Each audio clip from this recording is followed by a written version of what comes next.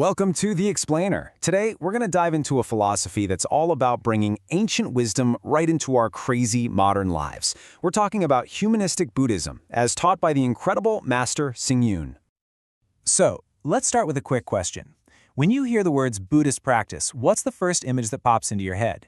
Because to really get what makes Humanistic Buddhism so different, we've got to look at that common stereotype first. Yeah, for a lot of us, we'd probably picture someone in a remote temple, far away from society, you know?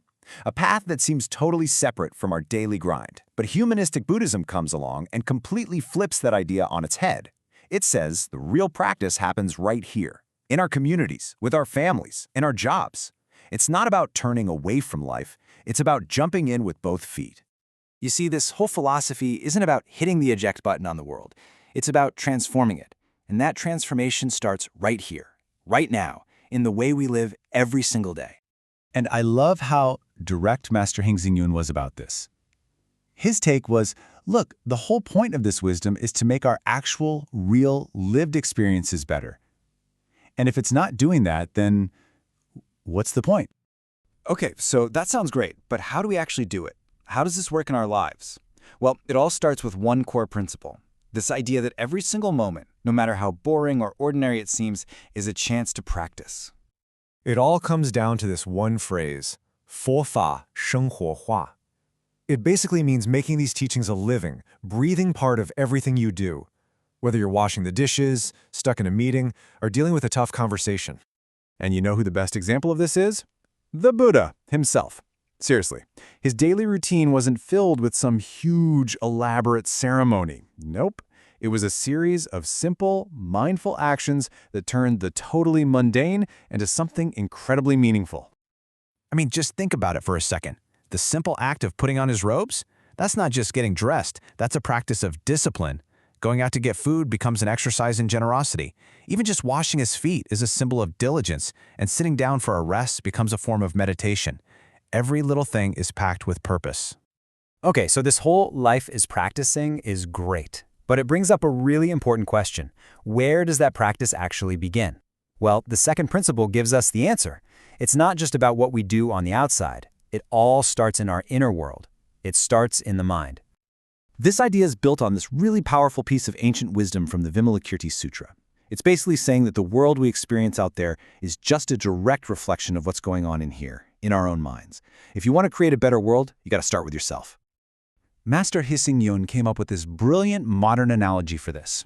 Think about how much we talk about environmental protection, cleaning our rivers and our air. Well, he argued that before we can truly get to that, we have to practice mind protection, cleaning our inner world of all that mental pollution like greed, anger, and ignorance. So here's a cool way to think about it. Your mind is like a factory, and you're the one in charge. The quality of what that factory produces, whether it's wisdom and compassion or anger and greed, is going to directly determine the quality of your world and every interaction you have. All right, so we've got these two big ideas. Life is practice, and it all starts in the mind. So how do we stitch those together in the simplest, most direct, and most powerful way possible? And this leads us to what is honestly the most transformative, and you might even say radical insight in all of humanistic Buddhism. It's this simple, but incredibly profound declaration. It's just 3 little words, but man, they can change everything. I am Buddha. Now hold on, I know what you might be thinking. Isn't that a little egotistical? But it's actually the exact opposite. It's a deep, deep commitment to self-respect and self-improvement. It means you're deciding to hold yourself to a higher standard. You're going to choose to speak with compassion, act with patience, and think with wisdom. It's about taking total responsibility for your life. This becomes like an instant mental check-in.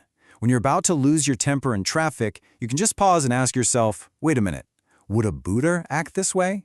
When you feel that surge of jealousy or greed, is this how a Buddha would think? That simple question just reframes everything and gives you power over your own reactions.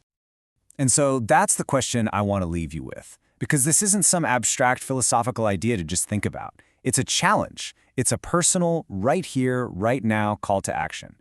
If you truly deeply believed, I am Buddha, what's one thing in your life you would do differently, starting today?